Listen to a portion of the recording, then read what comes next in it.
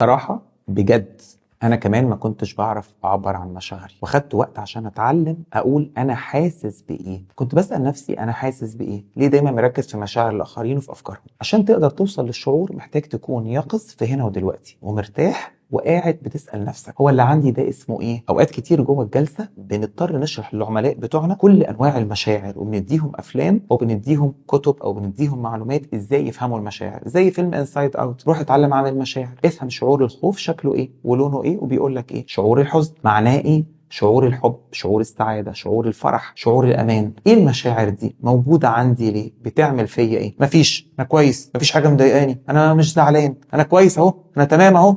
لا انت مش تمام، انت متعصب علينا. طب ما تهدى وطلع غضبك وعصبيتك وتعلم انك تحط مشاعرك قدامنا عشان نعرف نتعامل معاها، بدل ما تقول لنا انا كويس او افهم لوحدك او اعرف لوحدك. جملة كتير بنسمعها في العلاقات. خلينا نلف حوالين نفسنا، هو الشعور ده ايه؟ هو انا حاسس بايه؟ هو انا ليه عملت كده؟ عشان انظم المشاعر بتاعتي لازم اكون مركز في هنا ودلوقتي وعارف الشعور بتاعي اللي موجود هو تريجر للماضي ولا خوف وقلق من المستقبل. حاول تبقى هنا ودلوقتي واسال نفسك الشعور اللي انت حاسه ايه، وعايز الشعور ده يفضل موجود ومكمل معاك ويتنقل للي قدامك ولا لا. لو حسيت بالتوتر، ايه سبب التوتر؟ المكان خانقه، المكان ضيق، الناس صوتها عالي. لو حسيت بالحب، ايه السبب؟ مكان واسع، حاسس براحه عشان في لون خضره قدامي. حاول دايما تفهم مشاعرك موجوده ليه وبتقول لك ايه الرساله اللي ورا الشعور ده، وازاي تقدر تسمع لمشاعرك لانها قرون الاستشعار الامنه اللي بتوصل لك اول احساس. بس مش معنى كده ان انا همسك في الشعور واتصرف على اساسه، محتاج اربط الاحساس بالحقائق والافعال الحقيقيه، واركز ان كل ما كان وعي بيزيد بمشاعري